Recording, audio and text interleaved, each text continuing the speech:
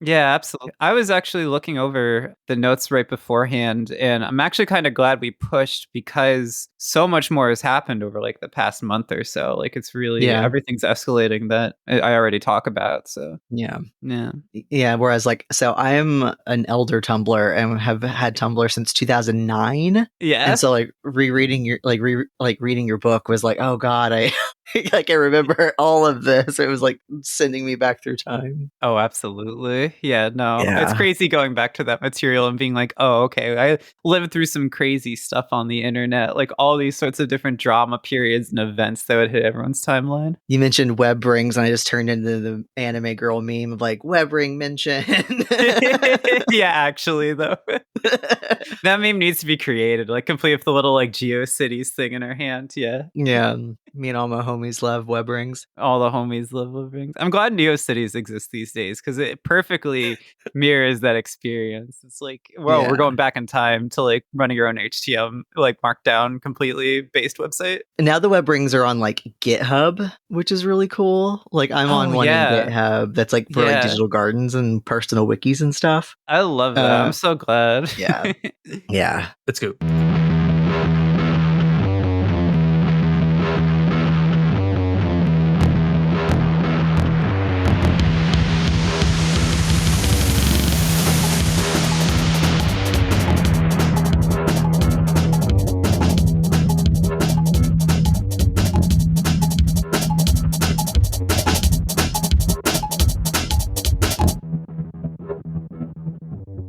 I'm Justin. I'm Scholar Communications Librarian. My pronouns are he and they. I'm Sadie. I work IT at a public library, and my pronouns are they, them. I'm Jay. I'm a music library director, and my pronouns are he, him. And we have a guest. Would you like to introduce yourself? Sure. Hi, my name is Ana Valens. My pronouns are she, her. And I am a journalist specializing in NSFW online content and queer content that's marginalized on the internet. I'm also a VTuber, which means I pretend to be an anime girl over the internet. Hell yeah. Oh my god. I love that wow sound. Justin loves VTubers. It's amazing. It's incredible. Oh, really? I haven't been I'm so watching as happy. many recently. Mhm. Yeah. It's hard to keep up because like they cycle through pretty quickly, and you're like, Yeah. oh, well. Yeah. There's a lot of niches. Yeah, I feel like all the big ones, whenever there's a chat that goes over about 400 people, it's just like a stream of like words that are impossible to keep up with. Oh, absolutely. It becomes just like this giant like mob. And don't get me wrong, I know a lot of people that love the mob feeling of like, I am one in a sea of many fans of this anime girl who's acting cute over the internet. But sometimes you want to be like directly interacting with the cute anime girl as opposed to like this like faceless, nameless blob that only exists as like the amorphous chat, you know? Mm-hmm. Yeah. Yeah, I think like the only VTuber I've been watching actually stream is Linksy. Ooh, yeah. Yeah, no, I have to admit, as a VTuber, and I think this is common with VTubers, unfortunately, I actually don't watch as many VTubers as some other folks in the scene. I basically have like 2 to 3 that I love, who are usually like my indie friends. Like my one friend, Lazy Demon Weeb, who's very similar to me. She's like basically has like the girlfriend experience kind of vibe with her. She's like a little stinky, well, like dog demon girl who like burps on stream and stuff like that. I love her. But like I basically just watch her and like another friend, and that's it. I like the indie vibe. I think it also allows for like a direct communication experience and tends to have a lot more just like explicitly queer VTubers in that world too. Yeah. Yeah, and you get more fun stories, I think. Yeah, exactly. It's Rather like than people who like never leave their room because they're like bubble children or something.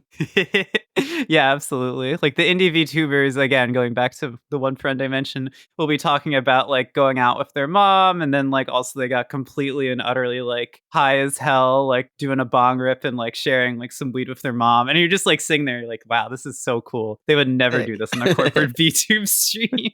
Mhm. Yeah. How long have we been trying to do a VTuber episode? Probably like Over 2 a year. years. Oh my Yeah. god. Yeah. I'm honored to be, talking of VTubing with you all then. Okay, let's see. Where do I want to start? I think there's like a connecting line of a lot of things I want to talk about and you've talked about. How do people, particularly like queer people, like use the internet to learn about themselves, like the portrayal of different bodies or things like that? Like, what do you feel is like the most important aspect like the internet culture brings to that? Yeah, absolutely. That's a really good question. I think there's really two parts. I think so. First off, one, there's like the really important part of just information, right? Like the internet is, even if it's sort of lost some of its credibility in recent years due to, like the glutton of like AI content flooding Google search, or like, kind of the dead internet theory that everything is just like, AI bots spreading misinformation on the internet. Historically, and it still is the case today, despite all the things I mentioned, the internet has an enormous source of information that queer individuals, no matter their age, no matter their identity, an enormous source of information that queer individuals can learn to access and learn about themselves online. So the internet is still almost like this enormous global library written with a wide range of different topics and themes and styles, from very colloquial, sort of like, the person that feels like they're literally one of your peers writing a guide to like trans feminine sex ed, all the way to like, the sort of journalistic like rigor of like reporting on like what it's like to be, like a trans teen in like a red state right now going to high school. Like there's just so much information available online about being a queer person. And so a lot of queer people fundamentally use the internet as an information resource. And connected with that, and this is the second part, the internet is fundamentally a social tool to connect people, right? To build belonging, allow people to exchange information about each other and their identities through the internet. So in my book, Tumblr Porn, I wrote a lot about, Tumblr as a space really for queer individuals to thrive, learn more about their sexualities, things like that. And part of that, of course, is the information part that I just talked about. But part of that is also building community between queer individuals, right? People loved Tumblr because it was a social space where you got to meet other people who shared your experiences with sexuality, or introduce you to new ways of experiencing and exploring your sexuality, particularly your queer sexuality in this case. So I would say the internet is like this information social tool hybrid that's incredibly important to the contemporary queer community in a lot of ways, has become, so many queer people are like extremely online, like extremely online, because it offers those things when their IRL local sort of communities cannot. Yeah, I all of the different ways that I've realized I'm queer since I was 16 have been through Tumblr. Like each time I was like, am I this or am I that? Or what? Oh, I'm this now. Has all because like I saw some post on Tumblr or something. And I was like, wait a minute. And it like put like a little seed in my head, and it made me think about it. Or like I saw fan art, or like when, good art used to, back when there was like cool porn on Tumblr. Rest in I was peace. like remembering, I'm like, that's where I first encountered it, was like back on Tumblr back in the day. Absolutely. That's how the whole bit about the GIFs, it just like sent me back. I was like, oh, right. All of the GIFs on Tumblr. I remember now. Absolutely. Yeah. Yeah. Yeah, no, a very different time period. I think, again, I do see hints and pieces of what Tumblr offered, especially in terms of like that amateur, independent sort of adult content feeling, where it's like someone your age, if you're like 21 college, and someone who's like basically like 21, 22, whatever, also just like putting pictures of their body online on Tumblr, and then you could talk to them. And it didn't feel like a very like sort of unsafe or kind of like just skeevy environment. It didn't feel like you were on a site where someone was going to catfish you or scam you. It felt like very much just like an organic, gentle sort of experience, and a real exploratory one at that. It still exists like that on Twitter. I see more of it these days, even in my personal experience. Like it feels like people are becoming more and more as other websites close up. They are trying to bring that feeling to Twitter. But it was so different on Tumblr. Like it really felt like you were hidden away from the world, and you didn't have to worry about like, some random like person with like right-wing imagery, like suddenly finding, pictures of yourself that are like explicit and a little suggestive and that you wouldn't want your family to see. So it was a different time that really is kind of in a lot of ways gone from the internet. I feel like it exists the most in Discords now, because it does provide that like screening ability to keep like people out, and also to like like kick people out if you have to. Absolutely. Yeah, one of the first Discord communities I joined, a friend I was playing Overwatch with was like, join this one Discord community, we'll use the VC together, the voice chat. I was like, okay. And then what was the Discord community? It was called, I kid you not, Heal Sluts, which is basically like, for those of you that don't know, it's like a BDSM dynamic through like healing in Overwatch. It's very complicated. But I remember just like coming in there, it was so crazy. I was just like, oh my God, like this is, I didn't sign up for this. I just wanted to play like Ana and like sleep someone, and it was very funny, but it also showed me right away, yeah, exactly, that Discord is this place now where it's like people are having ERP, erotic roleplay experiences privately in these curated communities. And I can't fault them for that because I do think the curated community experience is a really powerful one, again, especially for queer individuals online. That really reminds me. I play Final Fantasy 14. Ooh, yes. And there is so much of that in there. There's like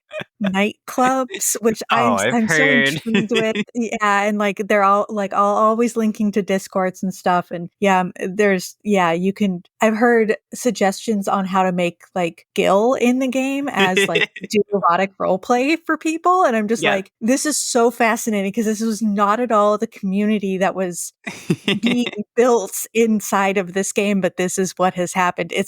I find it super fascinating. There are still places, and a lot of it is through Discord. Like that's really the way it comes together. Absolutely. That reminds me actually that the Final Fantasy 14 world, and I know there's like a specific server that kind of hosts like a lot of like the ERPing and stuff like that, which I think is so cool. Like it's like the red light district server. I think that's like so awesome. But Final Fantasy 14 and then VR chat, which is like a social media platform that's mostly used in VR and also has a really huge 18 plus community. Those are like two very specific sort of platforms for that stuff that have organically appeared. I've really wanted to dig deeper into because those subcultures are so fundamentally important to both platforms. So it is really interesting, like what appears, why, and the curated community experience and how it sort of is all interconnected, right? It's you start on Final Fantasy and then you end up in some polycules Discord where like everyone's calling you like a puppy girl or something. So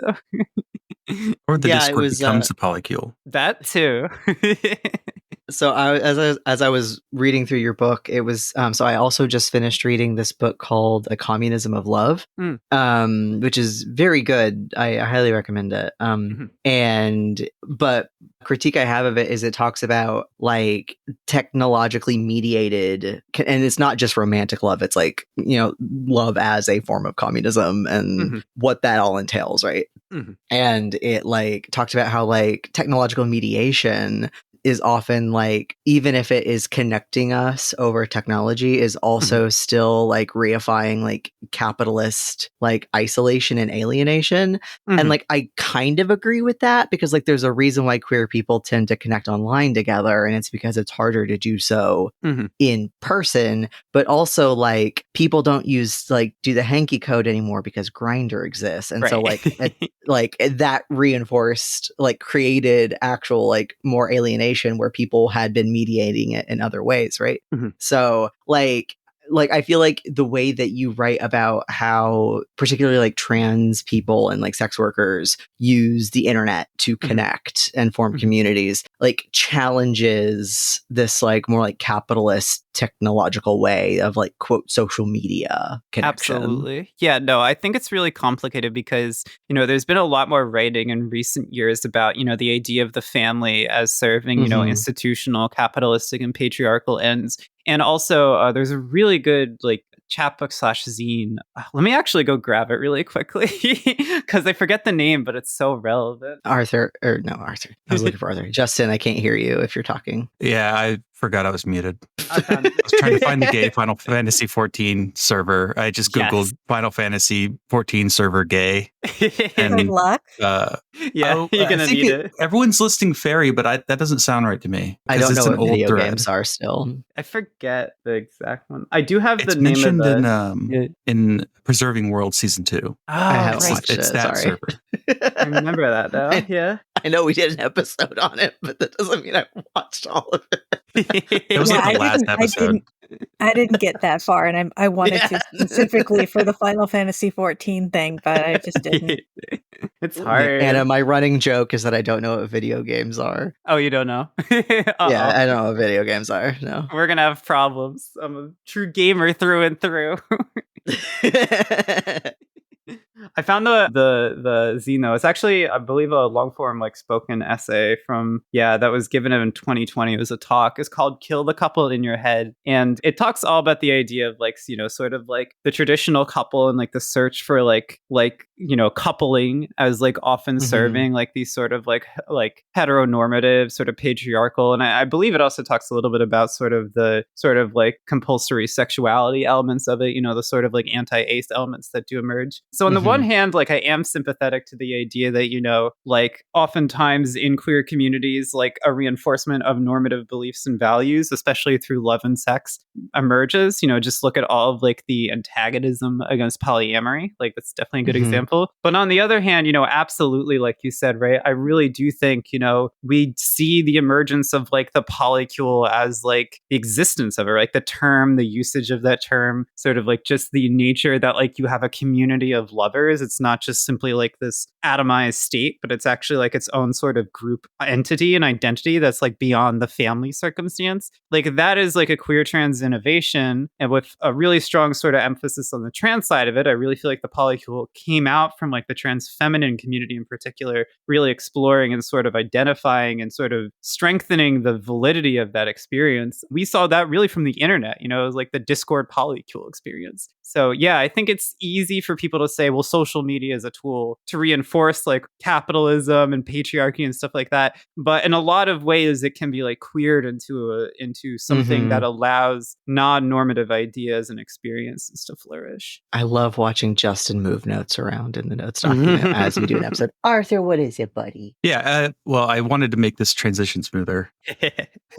Which, hang on, got too many drops. God damn it. God damn it. God damn it. It's becoming less funny the longer I can't find the drop. And then here's a damn ass fucking gay damn ass rock. Okay, I still find it. I still feel like a stroke every time you play that one. I don't know what it says. Arthur, what are you doing, buddy? Anyway. Arthur, get down from there. We've talked a lot about like the good sides of learning about yourself and other people, but I want to talk about the bad sides, downsides, sort of particularly the parts where people get, I don't know if harmful is the right word because I wouldn't want to use that word in this context, but maybe objectify themselves in learning about themselves or are objectified and see that happen. So you've talked a little bit about, let me see if I got the trans women and smut, the worst tropes from porn artists, right? And so ways that people imagine themselves might also have downsides. And I just wanted you to talk about that some. Yeah, no, absolutely. I mean, I think one of the biggest problems of the internet, of course, is too much of a good thing can be a bad thing, right? You can spend a lot of time online and be exposed to negativity or community infighting that happens in specific platforms. Like Twitter, for example, has infamously, I think this is not news to anybody in this episode, let alone listening, Twitter infamously has a lot of issues with like queer infighting and discourse and things like that. And so spending too much time on Twitter can make the average person in that queer community without exposure to an IRL offline community feel that what happens on Twitter is what happens offline, which is not very necessarily true.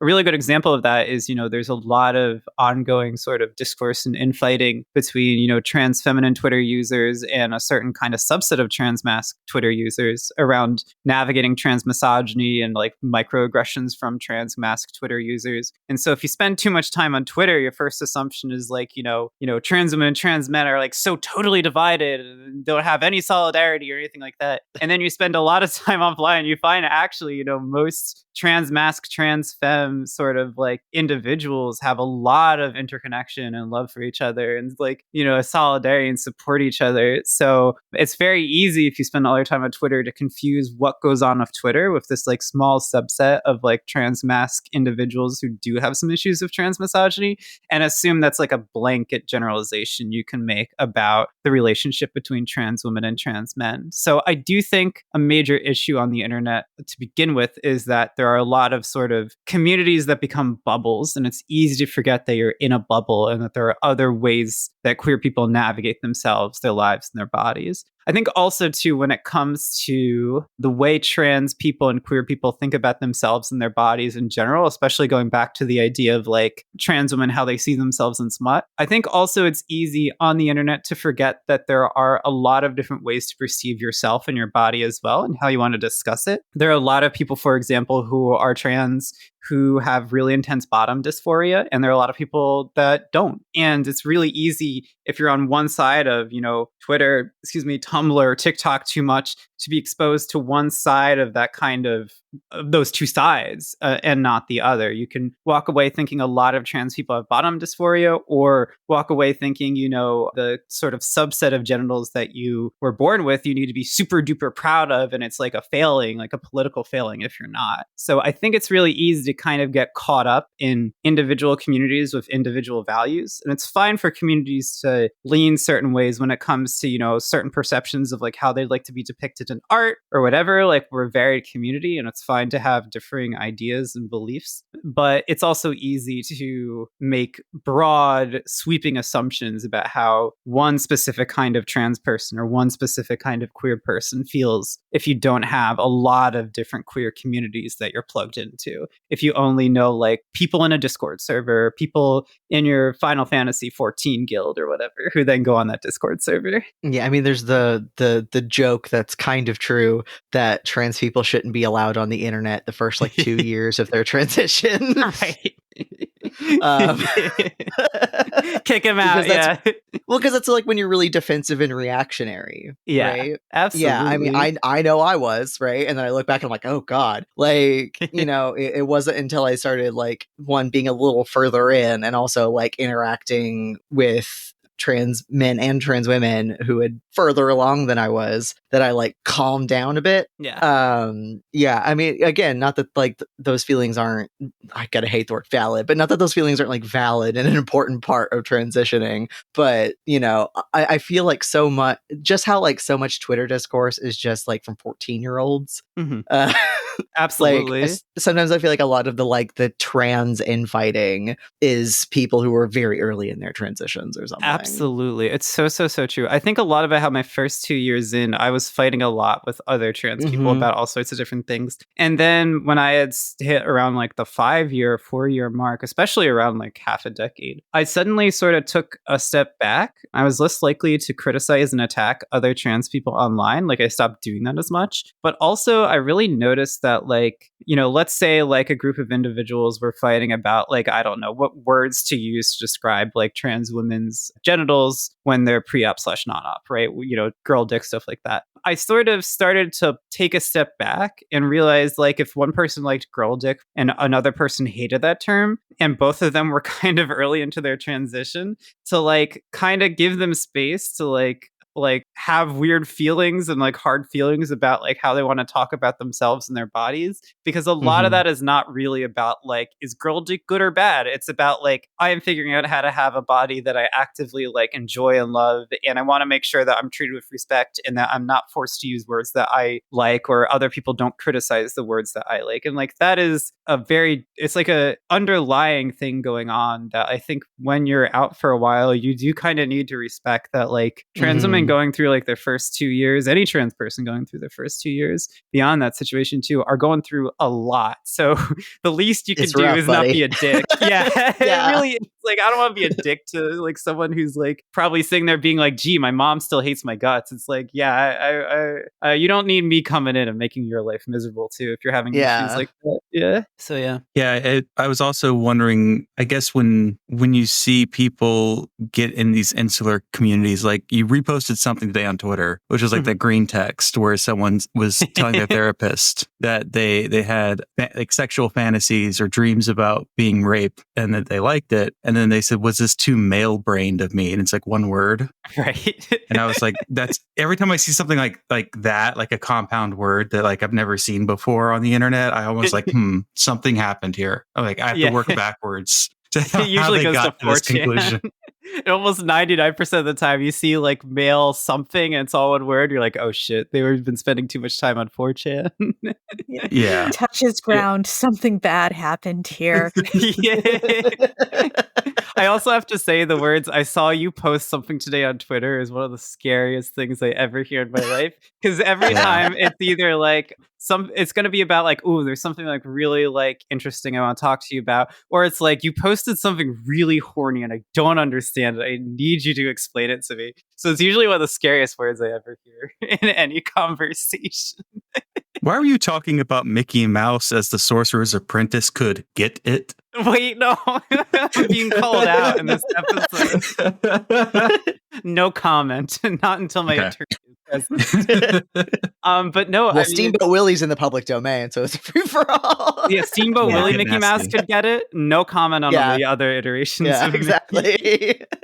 Disney's gonna come along and slap you with a cease and desist. Oh, fuck. Slap me, you say? Slap me, oh. Well, if Steamboat Willie Mickey does it, then it's fine. It is public domain.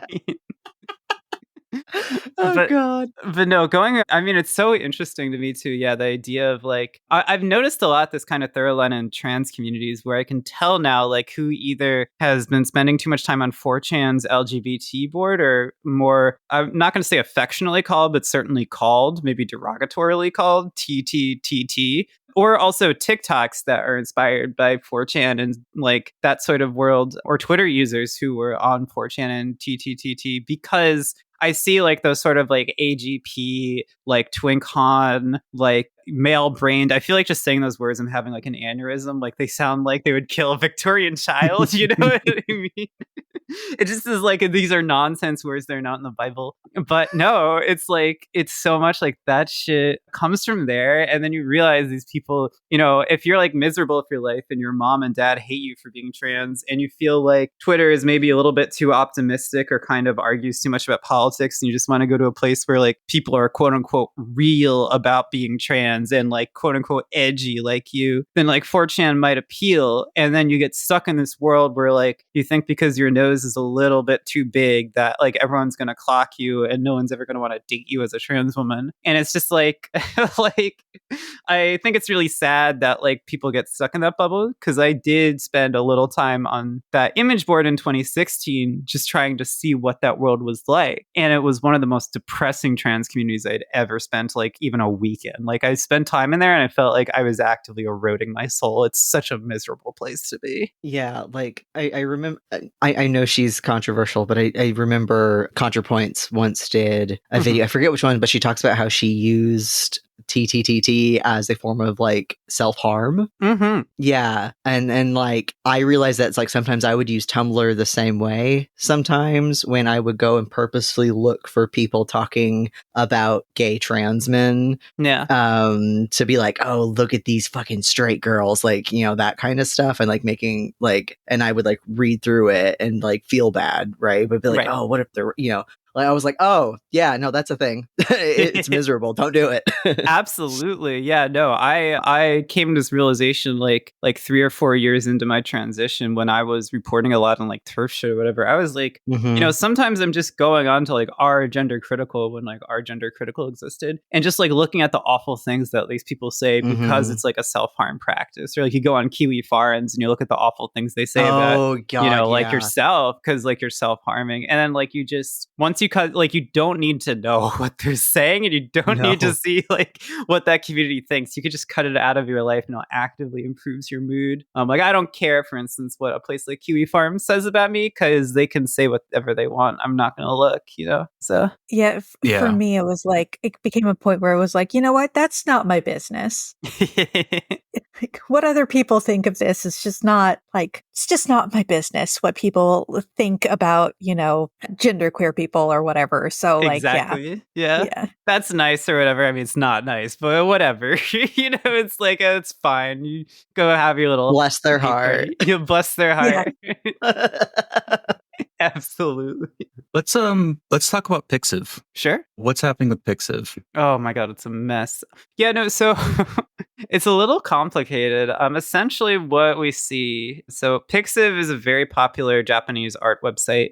There's like kind of different aspects of it. Like there's Pixiv Fanbox that's kind of like Patreon, and there's like Pixiv proper that's almost like DeviantArt for, usually traditionally leads towards anime, manga sort of content. And we've seen this sort of tightening of the noose for Pixiv over the past basically about a month or so. There's basically this period that happened all at once in like March where, we suddenly saw Gumroad pull NSFW content and we saw Patreon revise their criteria for adult content. And Gumroad banned all their NSFW material. That's just anything sexually explicit you can no longer have on Gumroad. And that's officially instituted. And then Patreon had already been kind of clamping down on content that involves, dubcon, non-con, dubious consent, non-consent, fictional work, think of things like, fan art that has like two fictional characters, emphasis on fictional characters here, right? Engaging in like a scene where maybe one is doing something non-consensual to another and like the non-con premise is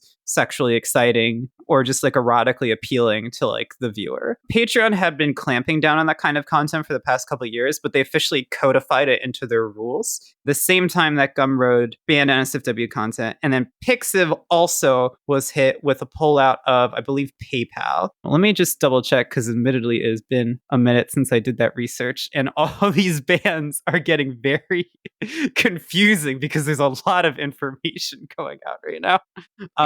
It's actually really hard because I will literally take a break from covering a ban and then like come back like a week later and I'm like, all right, I'm going to get what the update is on everything that's been happening. And it's like, oh shit, like 50 things happened and there's like one less thing you can use to pay for things. Yeah, You're just that meme from The Simpsons of Mo like kicking the guy out of the bar and then, being right behind him again. Yeah, exactly. Yeah, no, so there is really basically what happened with Pixiv Fanbox is that PayPal pulled out support for posting 18 plus content, or R18 as they say. And then also we had seen as well Pixiv essentially expanded support for credit card payments as a result. For those living outside Japan, there have been issues in the past with Pixiv and getting proper support for, if you have a Western credit card, there have just been some issues.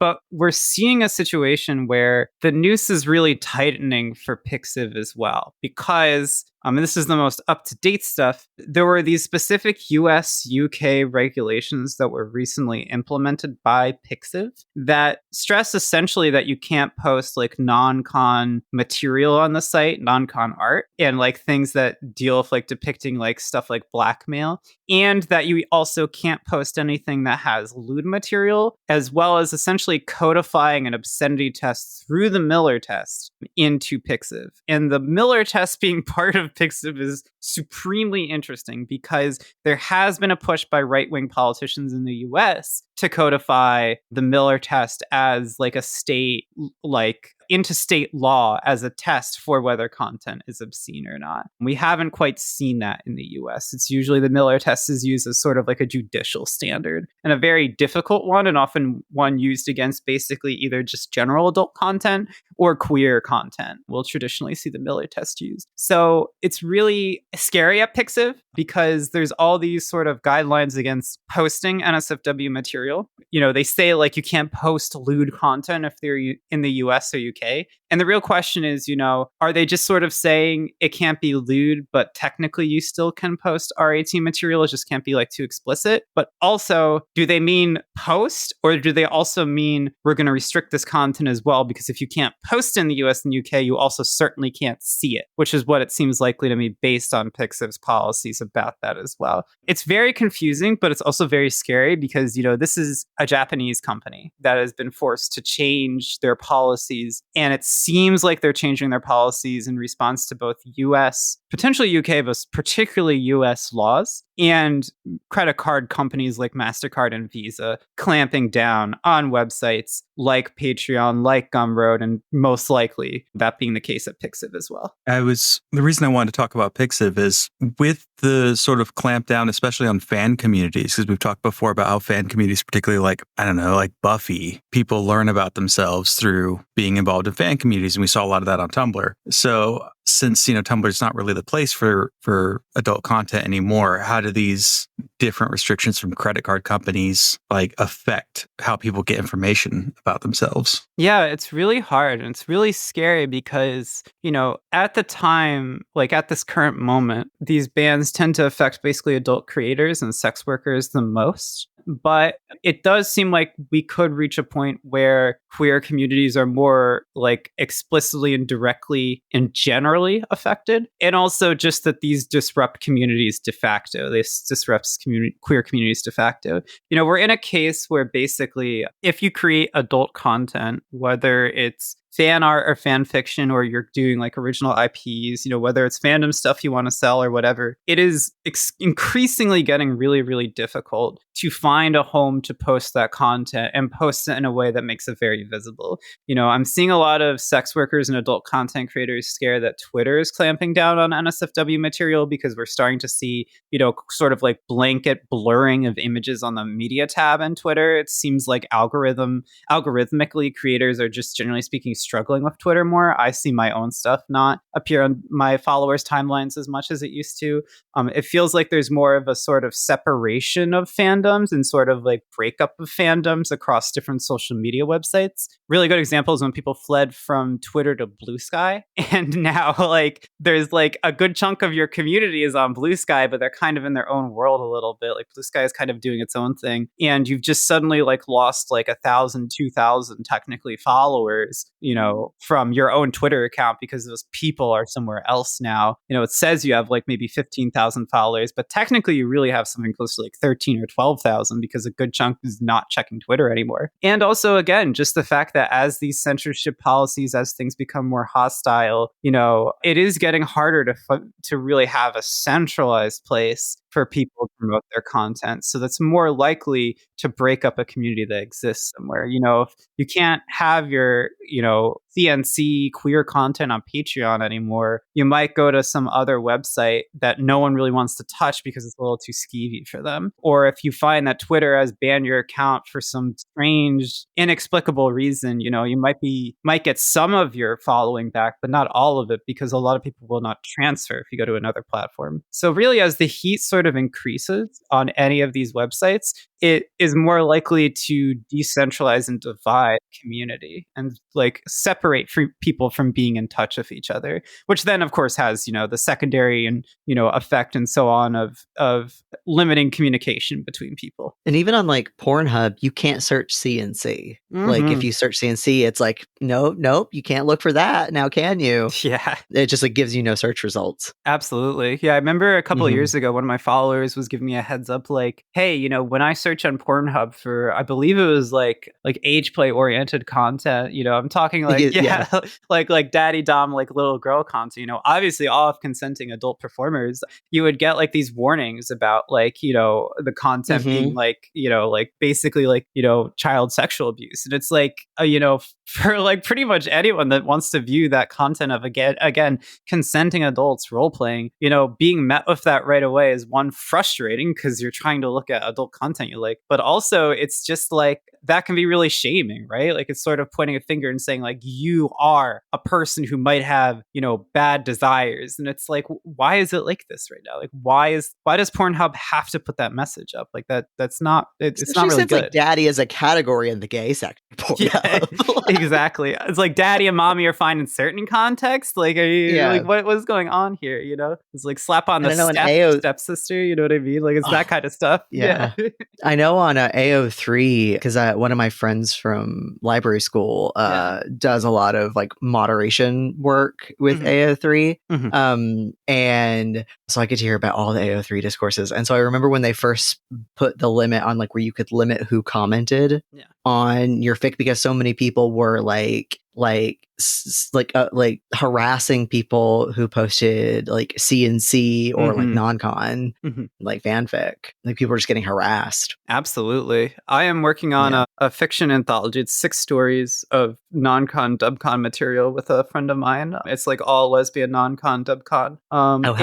Yeah, I'm very excited. It's got like a larger thematic story to it. It plays around a lot with these ideas of like performers engaging in non-con material and like really enjoying it. And at the same time, I'm very nervous when it comes out because it's, you know, a queer porn like anthology created by a trans woman that has like no qualms about depicting, you know, non-con, dub-con content for a queer audience for their personal enjoyment. And, you know, I have two big fears, which is one, you know, that like Itch.io or wherever I host is going to say this is like too extreme. You can't make money off of it, which is like a crazy thing to do. You know, it's like that meme of like, I consent, and then like the third party of MasterCard and Visa says, I don't. It's God. Like, okay. But then my other fear too, and I can't believe I even have to deal with this fear, is like, you know, like a 19-year-old kid, or maybe like a 35-year-old who acts like a 19-year-old kid coming into like my Twitter, my Itch.io or my email and being like, you should like die. Like, I can't believe you would depict this. Like, how could you? And it's like, well, they're not real. I don't know what to tell you. I made them all. You know, it's like, it's not like I entered a pocket dimension and made these people acting out non-con for their personal enjoyment hurt each other. You're banning people to the shadow realm. Yeah, exactly. Non-con. I walk into the multiverse of madness and I say, now kiss, like two dolls being put together. I would have loved that version of Doctor Strange. That would have been way better. Yeah, that's my multiverse of madness. Is my two favorite female characters together and making them kiss. Like Barbie dolls. Throwing it back to your comment on, Jay, on AO3, I don't know if you've seen this, but just very recently they shut down guest comments because they were getting AO3 harassment spam or AI harassment spam. Yeah, oh, wow. They're back up now. Are they? Okay, because now, yeah. I saw that this morning and was just like, and saw their announcement about it. So like, it's like even escalating even more because it's like, it's AI. So it's not real people harassing real people about what the real people are writing or creating about other not real people. So it's just like absolute layers of just like madness happening on that. I can't wait until we get to a point where two AIs are arguing over like some non-con, dub-con, like yaoi fic. And like Zizek shit. Like it's gonna be incredible. Yeah. It's like there used to be a subreddit called like Subreddit Simulator on Reddit where they would basically do like the early version of like LLM machine learning. They would train all these different subreddits to aggregate them into like the average of like the individual person on like say our games or our like ask Reddit. And then they would randomly have some of them post a topic, like a post that was like a Reddit post from that subreddit. And then like the bots could respond and they'd all talk to each other. You couldn't post or comment at all. You would just watch like it was a zoo of like subreddits aggregated talking to each other. And it was like one of the most surreal social experiences ever. Like you would just have random sort of like subreddits saying like, you know, this is like responding to a post about like someone's cooking recipe. They'd be like, this is crazy. I think I'm having an issue with my wife. Should I divorce her? And it's like, nice work, buddy. And it feels like that's what the internet is now today. It's someone randomly being like, I think my wife is cheating on me. And then someone replies, you should try this new cleaner. It's 100% recommended. And then the third person is like, I cannot answer this prompt at this time. Pussy in bio. Pussy in bio, yeah. I got my first pussy in bio reply today. I was so congratulations, happy. Yeah. I know. I was like, finally. Yeah, yeah.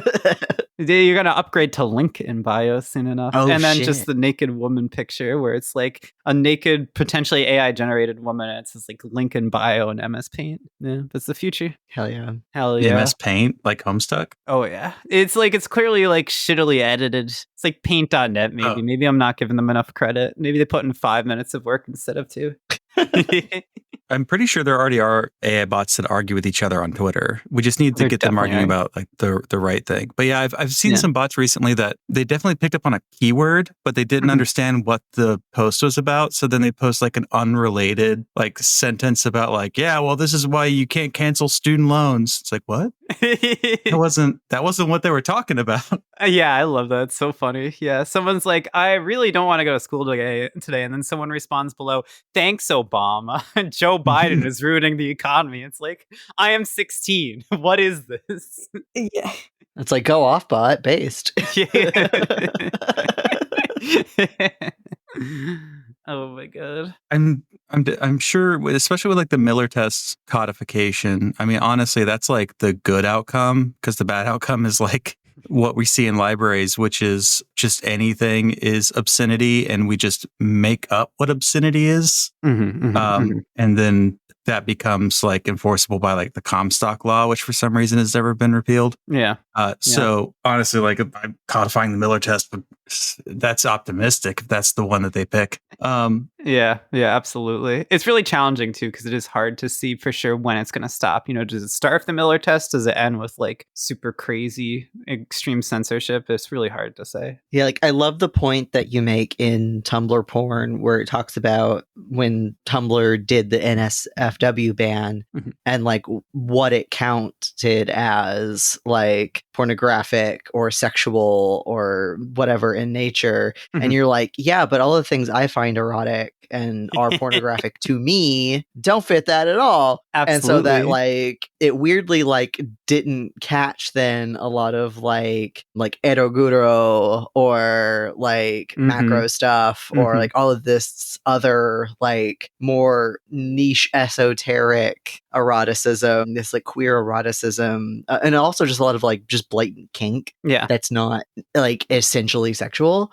So it's like, what does count as sex and obscenity, and like all of like what do these words mean, especially in the legal context? Absolutely. When like a sex act for like one person might like not involve genitals or nudity at all, you know? Absolutely. Yeah, no, I think I mentioned in the book, I forget if I did, this experience of mine when I was reporting on like fursuits and like their NSFW equivalent, which is mersuits, literally a fursuit that furries use for sex. And I was like shocked to find, because I was kind of reporting on the history of it, and there's like this sort of parallel history of like people that are really sexually attracted to plushies and like, you know, stuffed animals and stuff like that. And I was shocked to find there's like this, like several years after the NSFW ban on Tumblr, there is this thriving community of people being like, oh no, I put my stuffed bear in like the cage today, like Mr. Snuffles is in trouble.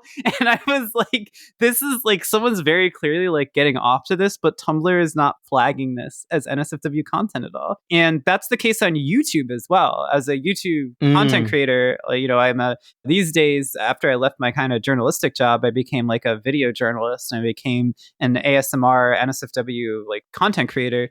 And it really fascinated me to find that like content with like giant women like eating small people, and like that content then like shows like all their stomach like rumbling sounds and being like, oh, this like tiny man sure tasted delicious. Like that's an extremely sexually explicit fantasy for someone into that, but YouTube doesn't flag it as sexually explicit at all. You don't even need to put the 18 plus filter on it in a lot of cases. So it's very strange. Like you can find basically what is giantess porn, as long as it doesn't have like mentions of genitals or like topless sections. You can put that on YouTube, but like you can't put like vanilla sex at all. And it's because like one is read as more explicitly sexual, and the other is just read as like a sort of getting a little bit too into a just unique fantasy. It's very interesting. It's very interesting. These algorithms reflect our normative perceptions of what sexuality are. Or like the TikToks of the white ladies who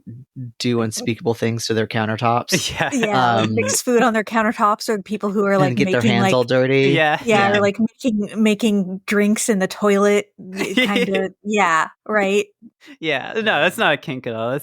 I love the guy that like the buff guy kneading the bread like really aggressively. It's like all these different angles. It's just like the that's pussy fine. Chicken guy. I hate the pussy chicken guy. Or even just forgotten about him.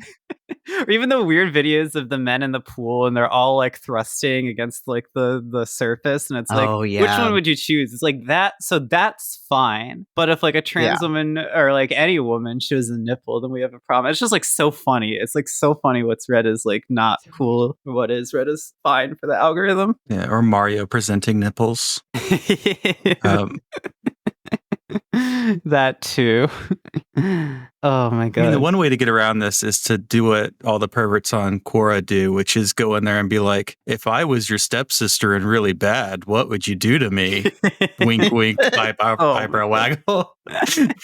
The people who swim with all their clothes on. Swimming with clothes, yeah. I love those perverts so much.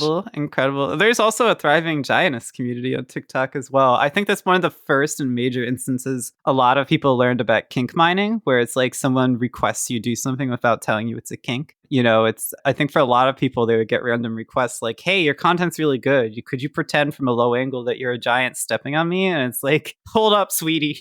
First of all, you are under 18, because a lot of times they'll go under people 18 and it's really messed up. But it's also like, that is also a kink and someone is trying to get stuff out of you. So that also is common too on TikTok. It doesn't really get like flagged at all. But kink fishing for stuff that's not explicitly sexual, but is very strange, super common now too online. So yeah, I mean, that's why I always jokingly call VTubers sex work for children.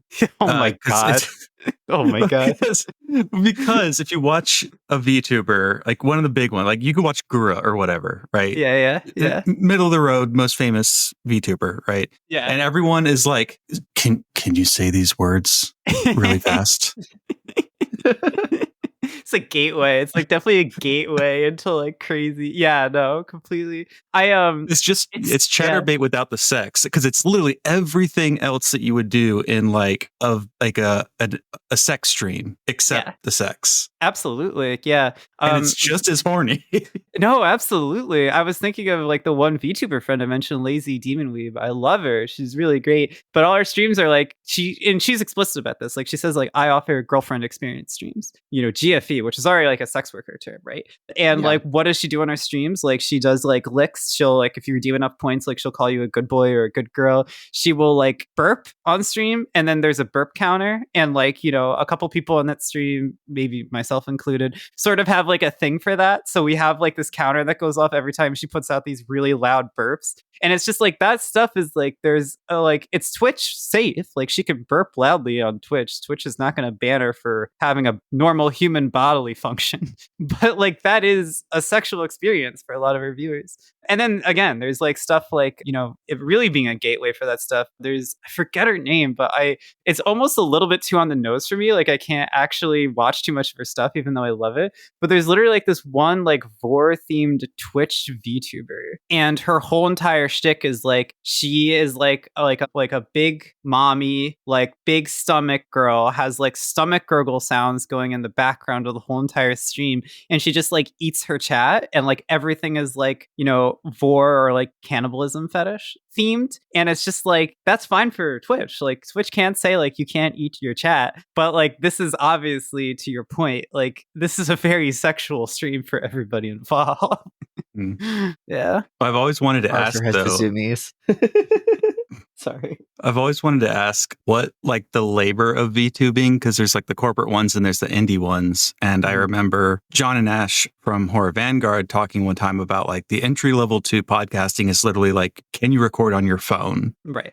As a mic, and like that's the entry. What's like the entry barriers to doing VTubing and like the time commitment you have to put into it? Yeah, no, it really varies, because VTubing, it does have a lot of different iterations. I think actually to be a VTuber, I know a lot of VTubers that are kind of broke or poor or don't have as much money, but I actually do think VTubing costs a little bit to get into and does require like, I think VTubers lean from a middle class background, because in like the best quality VTube streams for a new VTuber, that usually involves like a 2D model that needs to be, you know, commissioned, rigged up, and then also a computer that can handle streaming from OBS, you know, a very common software that kind of captures certain applications or your screen and then broadcasts it to Twitch or any other platform you want to stream to. For like a basic setup like that, it still costs a lot of money to have like a gaming computer that can handle that, or just like a decent computer that can handle it, plus get the model. And even if you want to go down a cheaper VTubing route, like get what we call a PNG tuber, literally an image that either doesn't move or just like opens and closes its mouth while you talk, you still need like the equipment that can handle broadcasting that, maybe have like a decent enough computer to play video games while you have the little PNG,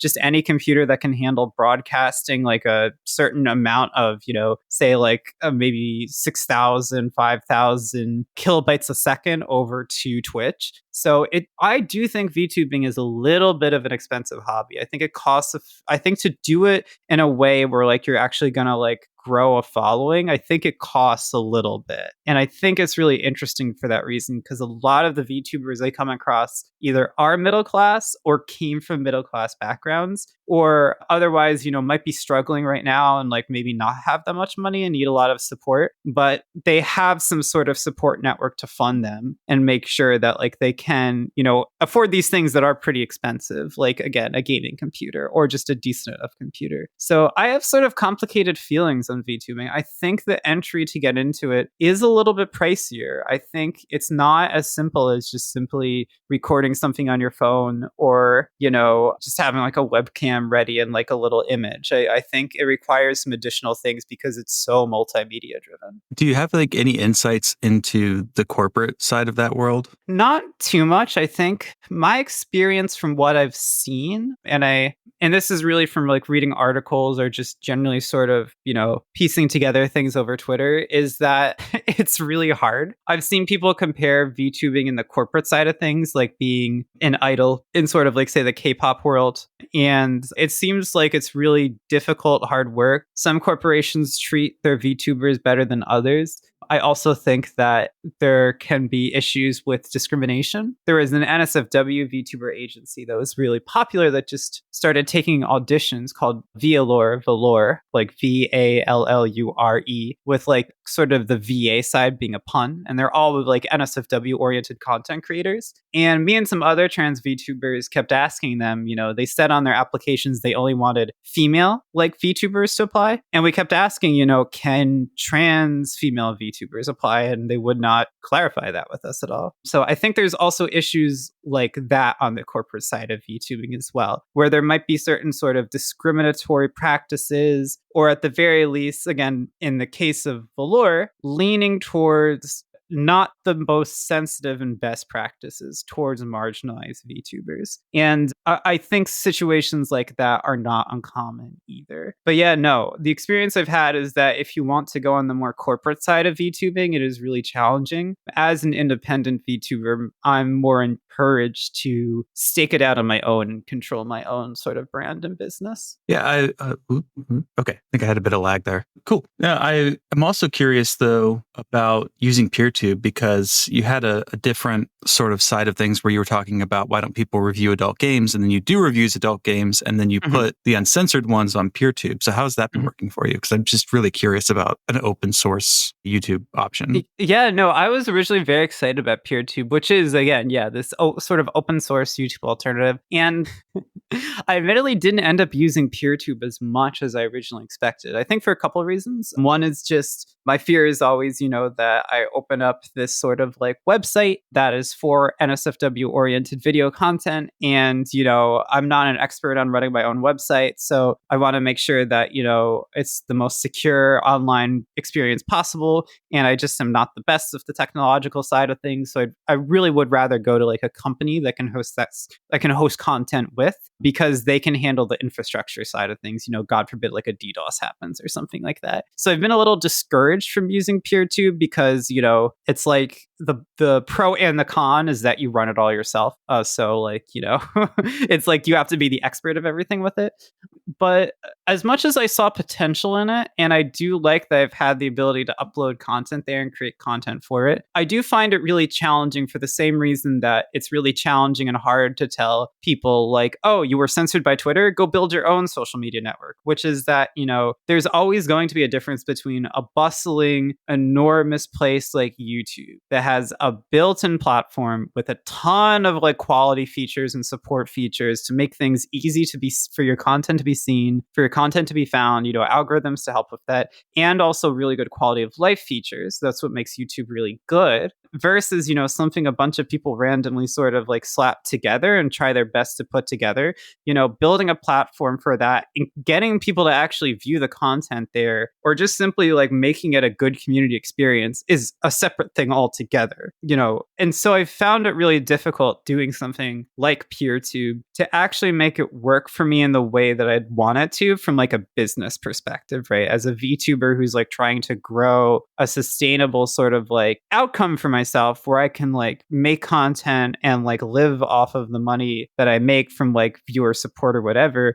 I found like that kind of model doesn't make as much sense as like putting that content on something like a Fansly, which is like OnlyFans, or something like, or just straight up Patreon. Also, it just is really hard when you create something that gets like 500 views on YouTube, but only like a couple on the PeerTube iteration.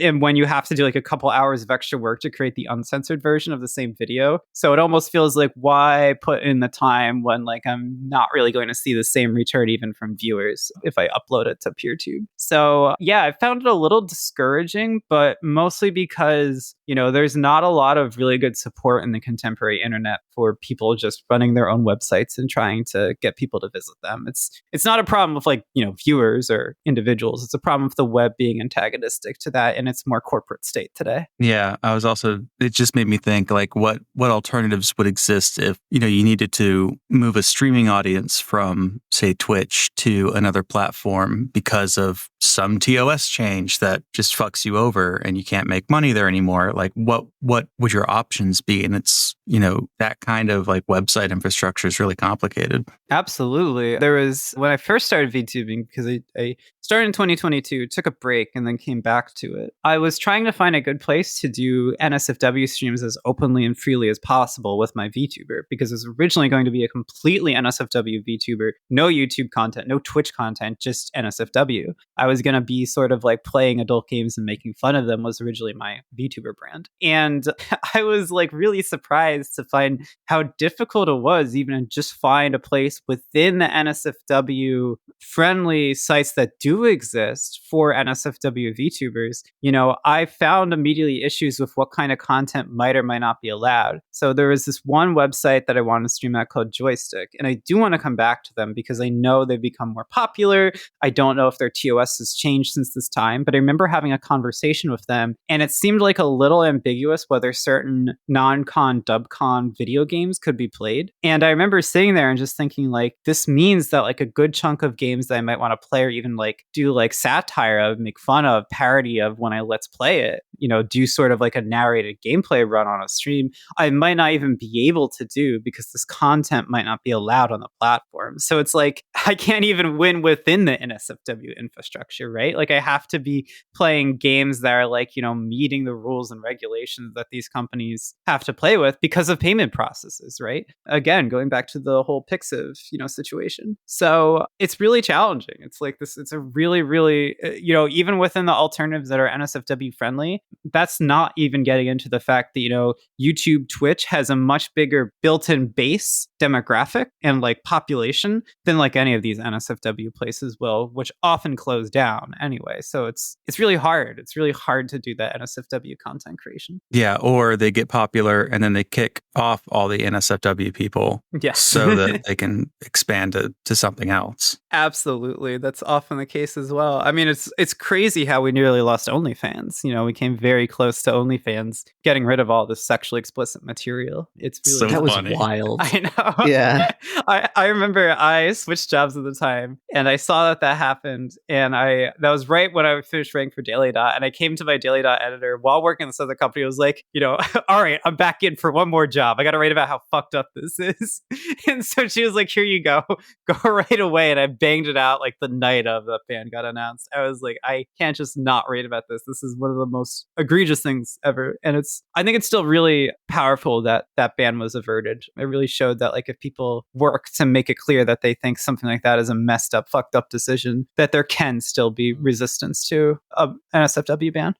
All right. I wanted to ask a sort of like a last question to justify doing this whole episode about VTubers that I wanted to do.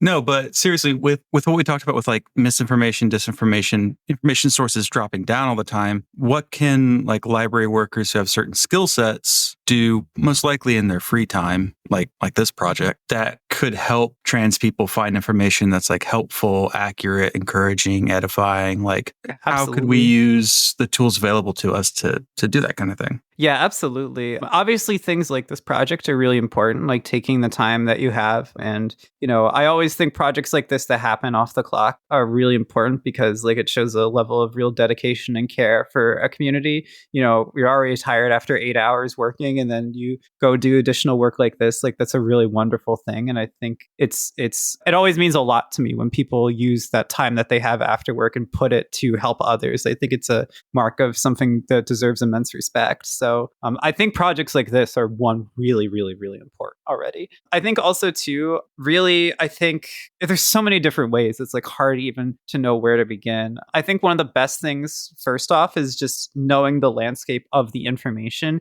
Where are good resources? Where are trustworthy resources? Where could you direct someone so that they can learn more about this content from trustworthy sources, right? You want to make sure, especially the state that Google is today and the way that a lot of, unfortunately, mainstream publishers are today, spinning half truths and lies of trans people, you want to make sure that anyone that a librarian is working with, whether it's a teacher, whether it's, someone who's young that comes in, you want to make sure that they know, how to apply critical thinking skills around this issue to the best of their ability. You want to make sure you're well read on this topic and you understand, what's the territory, right? Like, what's the terrain like, right? What is a dog whistle? What is not? What publishers have certain biases? How are those biases going to appear? What publishers have good information and good resources? And what publishers have good intentions but bad information and bad resources, right? You want to direct people to get the best information, not just good politics. So I think it's really important to like do the research and really make sure you understand the terrain of the topic. I think that's one of the best things you can do.